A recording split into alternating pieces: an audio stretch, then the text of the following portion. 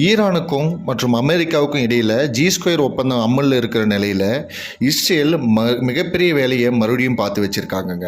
அப்படி என்ன பண்ணியிருக்காங்க அப்படின்னா, இஸ்ரேல் மறுபடியும் லெபனான் மீது தாக்குதலை மேற்கொண்டிருக்காங்க. ஆனால் ஈரான் ஆல்ரெடி எச்சரிச்சிருந்தாங்க, G2 அமலில் இருந்தாலும் நீங்கள் மறுபடியும் லெபனான் மீது கை வச்சிங்க அப்படின்னா அது ஈரான் மீது கை வைத்ததுக்கு சமமாக தான் நாங்கள் பார்ப்போம். மறுபடியும் நாங்கள் உங்களை நினச்சி பார்க்க மறுபடியும் எந்திரிக்க முடியாத அளவுக்கு மிகப்பெரிய அடியை கொடுப்போம் அப்படின்னு சொல்லிட்டு ஈரான் இஸ்ரேலுக்கு ஆல்ரெடி வார்னிங் கொடுத்துருந்தாங்க.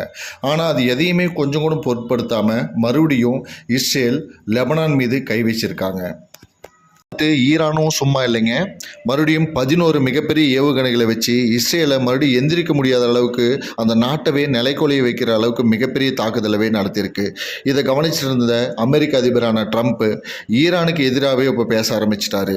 ப்ளஸ் இஸ்ரேலை ரொம்ப வன்மையாகவும் கண்டிக்க ஆரம்பிச்சிட்டாருங்க. இதற்கு இடையில் ஓமன் கடல் பகுதியில் 24 இந்திய மாலுமிகளை ஏற்றிக்கொண்டு புறப்பட்ட இந்தியாவின் எண்ணெய் சரக்கு கப்பல் அமெரிக்கர்களால் சுட்டு வீழ்த்தப்பட்டிருக்குதுங்க. அங்கே அந்த கடற்பகுதியில் இப்போது இந்தியாவினுடைய பாதுகாப்பு படை போயிட்டு அங்கே இருக்கக்கூடிய மாலுமிகளை காப்பாற்றுறதுக்கான எல்லா முயற்சிகளுமே எடுத்துகிட்டு வந்துட்டுருக்காங்க.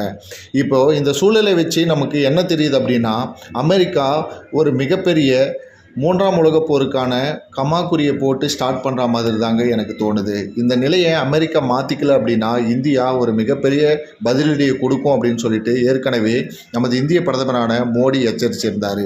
இதுக்கு மேலே இதை மறுபடியும் எச்சரிக்கை தான் கொடுப்பாரா இல்லை இதற்கு பதிலடி கொடுப்பாரா அப்படின்னு சொல்லிட்டு நம்ம பொறுத்திருந்து தாங்க பார்க்கணும்.